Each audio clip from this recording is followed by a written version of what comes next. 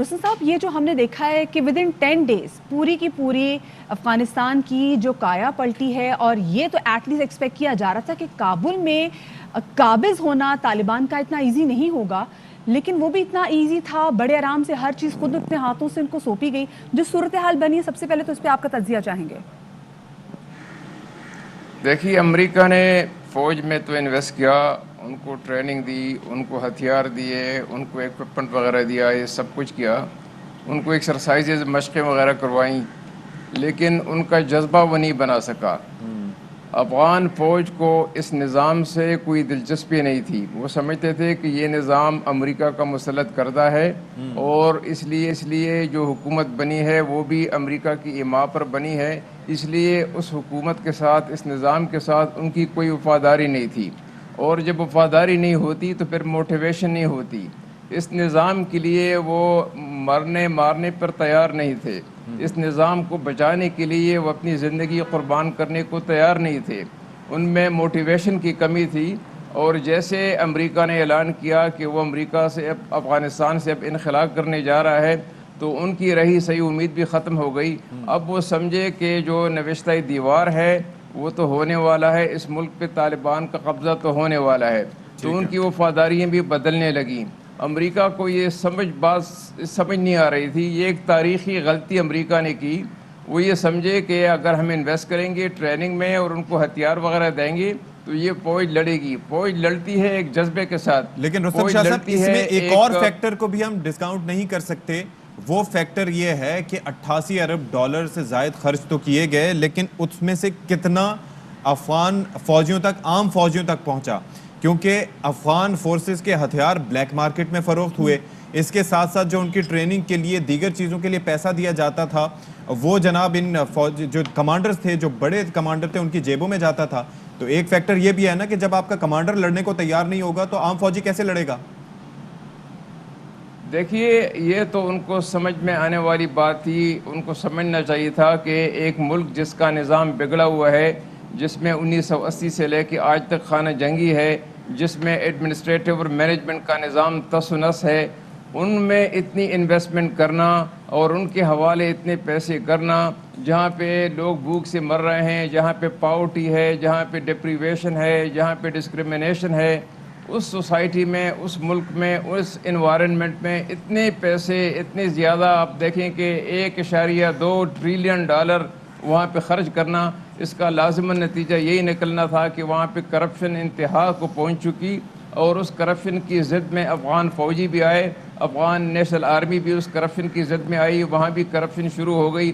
تو جہاں کرپشن شروع ہو جاتی ہے، ایک طرف کرپشن ہے، دوسری طرف پاورٹی ہے، غربت ہے، لوگ 60% لوگ جو ہیں وہ غربت کی لکیر سے نیچے زندگی گزار رہے ہیں. تو وہاں تو پھر کرپشن ہونی تھی، اور جہاں کرپشن آ جاتی ہے وہاں وہ جذبہ نہیں رہتا، وہ موٹیویشن نہیں رہتی. لوگ اس نظام کو، جس کو سمجھتے تھے کہ مصنوعی نظام ہے، مسلط کردہ نظام ہے، اس نظام کو بچانے کے لیے، اور ان لوگوں کو جو اس نظام سے وابستہ تھے، ان کی خاطر اپنی جانوں کو قربانی دینے کے لیے وہ تیار نہیں تھے. تو جیسے ہی وہ وقت پہنچا، ایک ضلع کے بعد دوسرے ضلع نے اور ایک صوبے کے بعد دوسرے ضلع نے اپنے آپ کو حوالے کیا. اب دیکھیں کہ لڑائی نہیں ہوئی، لوگ سرنڈر کرتے رہے. افغان نیشنل آرمی کے دستے ہر ایک صوبے میں گورنر کے ساتھ، والی کے ساتھ سرنڈر کرتے رہے، اور اپنا سارا سامان اور اپنے ٹینکس اور اپنی بختر بند گاڑیاں اور اپنے ہتھیار طالبان کے حوالے کرتے رہے. یہ بھی تو دکھائی دیا کہ افغان کی جو آرمی تھی وہ کتنی ویک آرمی تھی کہ خود بخود سرنڈر کرتی چلی گئی. اچھا، ابھی یہ کہے گا، کیونکہ ہم نے دیکھا کہ وہ آئے، کوئی خون خرابہ نہیں ہوا، آ کے انہوں نے 34 کے 34 جو دارالحکومتیں ہیں وہاں پر ان کا قبضہ بھی ہے بڑے سکون سے. ساتھ میں انہوں نے آتے ساتھ عام معافی کا اعلان بھی کیا. انہوں نے کہا جی ہم آگے مائنورٹیز کے ساتھ مل کے بھی کام کریں گے. پھر وہاں کی لوگوں سے بھی کہا کہ آپ ڈرے مت، کوئی ایسی چیز ہم نہیں کریں گے، ہم نے سب کو ویسے ہی معاف کر دیا. کیونکہ آف کورس وہاں پہ ہیومن رائٹس کی جو پہلے بھی جو NGOs وغیرہ کام کرتی تھی طالبان کے خلاف، جس نے جو کام کیا ہوا ہے، جو سب کی سٹیٹمنٹس ہیں وہ بھی سب کے سامنے. تو کیا ایکسپیکٹیشنز ہم ان سے رکھیں کہ اب جو طالبان آئے ہیں یہ وہ والے طالبان نہیں ہیں جو کہ پہلے تھے؟ کیونکہ پاسٹ ایکسپیرینس بھی آپ کے سامنے ہیں. اور ساتھ میں بھی کہیے گا کہ جو طالبان ہیں کیا یہ خالصتاً صرف افغانستان کے ہیں، یا پھر جیسے ہم پہلے دیکھتے تھے کہ ازبک بھی ہوتے تھے، چیچن بھی ہوتے تھے طالبان کے گروپس میں؟ دیکھیے، ایک تو بات یہ ہے کہ انہوں نے جو اعلان کیے ہیں ان کو امپلیمنٹ کرنا ہوگا. ان کو ایک ملٹی ایتھنک براڈ بیس حکومت بنانی ہوگی. انہوں نے کہا ہے کہ ہم ازبس کو، تاجس کو اور ترکمن کو اور بلوچ کو سب کو ساتھ لے کر چلیں گے، یعنی ان کو ساتھ ملا کے حکومت بنائیں گے. انہوں نے یہ بھی کہا ہے کہ جتنے ہمارے دشمن تھے، ہمارے رائول تھے، ان سب کے ساتھ ہم بات چیت کرنے کے لیے تیار ہیں. سب کو امن ہے، عورتوں کو پوری آزادی ہوگی ملازمت کرنے کی، تعلیم حاصل کرنے کی، اقلیتوں کا تحفظ یقینی بنائیں گے. انہوں نے یہ کہا ہے کہ ہزارہ کے جو لوگ ہیں وہ بھی حکومت میں شامل ہوں گے. تو ان اعلانات کے بعد تو میں سمجھتا ہوں کہ کوئی اب آگے دیکھنا ہے کہ وہ کس حد تک اس پہ عمل کرتے ہیں. لیکن عمل ان کو اس لیے کرنا ہوگا کہ افغانستان کا ریکنسٹرکشن، ریہیبلیٹیشن ایک بہت بڑا چیلنج ہے. وہ اب اکیلے وہ نہیں کر سکتے. اس کے لیے انٹرنیشنل کمیونٹی کو الائن کرنا ہوگا اپنے ساتھ، اور ان کی مدد سے افغانستان کی ریکنسٹرکشن، ریہیبلیٹیشن کا آغاز ہو. Exactly that is a major concern کہ ان کے پاس فنڈز کہاں سے آئیں گے، فائنینسز کہاں سے آئیں گے، کس طریقے سے وہ اکانومی بنائیں گے اور اس کو آگے بڑھائیں گے. کیونکہ جو افغان بینک ہے اس کے کہا یہ جا رہا ہے کہ اس کے اوپر بھلے قابض بھی ہو جائیں لیکن اس کے جو ایسٹس کی میجورٹی وہ امریکہ کے پاس ہے، اور وہ یہ کہہ رہے ہیں کہ ہم نے طالبان کے حوالے نہیں کرنی. تو آپ کو کیا لگتا ہے کہ آپ کس طریقے سے سروائیو کر سکیں گے، کس طرح سے چیزوں کو لے کے چلیں گے؟ دیکھیے، سب سے پہلے تو ان کا کام امن ڈیلیور کرنا ہے، اور امن وہ بہت جلدی ڈیلیور اس لیے کریں گے کہ لوگوں کی حمایت ان کو حاصل ہے. دوسری بات یہ ہے کہ لوگ 40 سال کی جنگ سے تنگ آ چکے ہیں. ہر ایک افغان یہ چاہتا ہے کہ جو بھی حکومت کابل میں بنے وہ امن ڈیلیور کرے تاکہ ہم سکھ کا سانس لیں. اور تیسری بات یہ ہے کہ جیسے میں نے عرض کیا کہ ان کو اب ایک بہت بڑے چیلنج کا سامنا ہے. سب سے پہلے تو وہ داعش وغیرہ کا خاتمہ کریں گے تاکہ یہ جو افغانستان میں جو ملیٹنٹ بروٹل تنظیمیں ہیں ان کا خاتمہ ہو جائے. ترکستان اسلامک موومنٹ ہو یا یہ فدائی محاذ ہو یا داعش ہو، ان کا خاتمہ وہ کریں گے.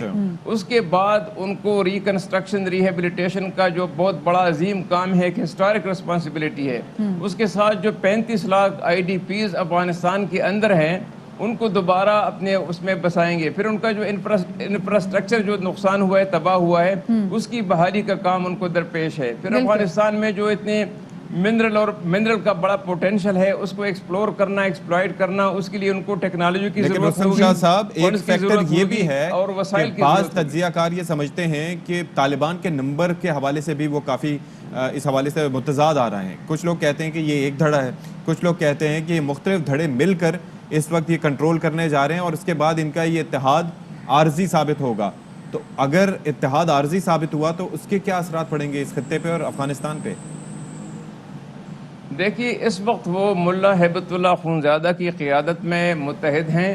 سراج حقانی بھی ان کے ساتھ ہے. ملا یعقوب جو معلم محمد عمر کا بیٹا ہے وہ بھی ان کے ساتھ ہے. جو قطر کی جو شورا ہے وہ تو ان کے ساتھ ہی ہے، تو انہوں نے بٹھائی ہوئی ہے. تو اس وقت اس بات کے کوئی اثار نہیں ہے. لیکن ہر جماعت میں، ہر پارٹی میں، ہر تنظیم میں اختلاف رائے کی گنجائش ہوتی ہے اور یہ ہوگی. کچھ لوگ ان کے پرسیپشن ہو سکتا ہے ڈفرنٹ ہوں، لیکن اس وقت وہ متحد ہیں. اب آگے جا کے کیا ہوتا ہے ہمیں دیکھنا ہوگا. لیکن اگر ان میں اتنا کوئی ڈسینشن آ گیا جس سے تحریک پر ضرب پڑے اور ان کی نظم و ضبط پہ زبر پڑے تو پھر میں سمجھتا ہوں کہ وہ بڑا افسوسناک ہوگا افغانستان کے لیے بھی اور ان کے لیے بھی. اچھا محمد صاحب، ہم نے دیکھا کہ اب کیونکہ 80% سے زیادہ افغانستان پہ طالبان جو ہیں وہ قابض ہیں، اور اس دورانی میں ہم یہ بھی دیکھتے ہیں کہ حامد کارزئی یہ کونسل بناتے ہیں جس میں عبداللہ بھی ہیں اور جس میں گلبدین حکمت یار بھی ہیں. تو اس کونسل کی کیا وقت ہوگی؟ ویسے اس کونسل کی کوئی وقت نہیں ہے. یہ کس کی بہاف پہ بنائی ہے، کس نے ان کو اختیار دیا ہے؟ افغانستان کے کانسٹیٹیوشن میں اس کی کوئی گنجائش نہیں ہے، نہ اس کی اس وقت ضرورت ہے. طالبان افغانستان پہ قبضہ کر چکے ہیں. سارے 34 کے 34 صوبے تقریباً تسلیم ہو گئے ہیں اور اس بات کی کوئی ضرورت نہیں ہے. یہ جو لوگ سائیڈ لائن پر ہیں وہ اپنے آپ کو ذرا فوکس میں ڈالنے کے لیے حرکتیں کر رہے ہیں. کرزئی صاحب 13 سال تک پریزیڈنٹ رہے. اب وہ تو ایک ایڈوائس دے سکتے ہیں، ایک مشیر کی حیثیت سے، ان کے ایک بزرگ کی حیثیت سے وہ ایڈوائس تو کر سکتے ہیں، لیکن ان کا کوئی ظاہراً کوئی رول نہیں بنتا. حکمت یار کی تنظیم ختم ہو چکی ہے. ان کے سارے لوگ جو ہیں وہ طالبان میں شامل ہو گئے ہیں یا گھروں کو چلے گئے ہیں. اب وہ صرف ایک انڈیویجول ہیں. ان کا نام تو ہے لیکن ان کی تنظیم کوئی نہیں ہے.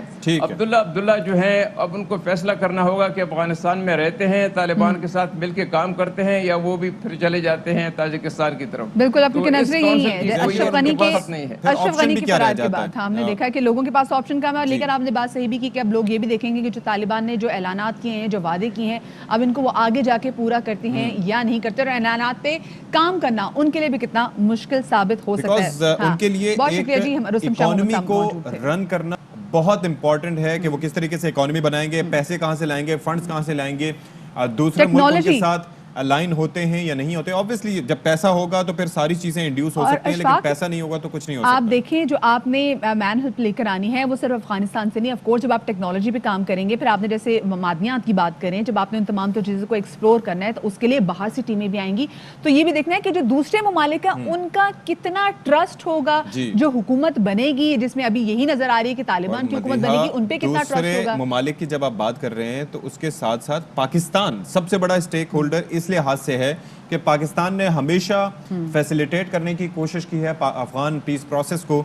دوحہ میں مذاکرات ہوں یا ویسے مذاکرات ہوں, پیس پروسیس ہو یا بارڈر مینجمنٹ ہو, پاکستان ہمیشہ اپنا انویسٹ کرتا رہے اخلاقی اور سیاسی مدد, اور وہ چاہتا ہے کہ افغانستان پیسفل ہو. اب let's see what happens next. چلے جی, جو افغانستان کی صورتحال ہے اس پر تو آگے جا کے ہم بات کرتے رہیں گے. اسٹیٹ کے لیے کنسرننگ فیکٹرز کیا ہیں اس پہ بھی بات کریں گے, کوشش کریں گے کہ حکومتی نمائندہ ہمارے ساتھ موجود ہو, کیونکہ آج 3 بجے اہم اجلاس میں ہونے والے وزیر اعظم کی زیر صدارت. اب ذرا آپ کو تھوڑا بہت موڈ چینج کرتے ہیں. آج شہنشاہ نصرت فتح علی اہم ترین خبریں اب ایک کلک کی دوری پر. آپ کے پسندیدہ ٹاک شوز ہوں یا اہم ملکی یا غیر ملکی شخصیات کی نیوز کانفرنسز, ہر لمحہ باخبر رہنے کے لیے سبسکرائب کریں ہمارا یوٹیوب چینل. موسم کی صورتحال ہو یا کھیل کے میدان سے خبریں, اپنے موبائل فون سے ملکی اور بین الاقوامی اہم خبروں تک رسائی کے لیے ڈاؤن لوڈ کیجیے موبائل ایپ. باوثوق ذرائع سے مصدقہ خبروں, تجزیوں اور تبصروں سے مستفید ہونے کے لیے وزٹ کیجیے پاکستان کی سب سے بڑی نیوز ویب سائٹ www.arYnews.tv. ان سب کے علاوہ پاکستان کا سب سے بڑا فیس بک پیج ہو, سب سے بڑا نیوز انسٹاگرام اکاؤنٹ یا پھر ٹویٹر, ARY نیوز پہنچا رہا ہے خبریں سب سے پہلے آپ تک, تاکہ آپ رہیں ہر لمحہ باخبر.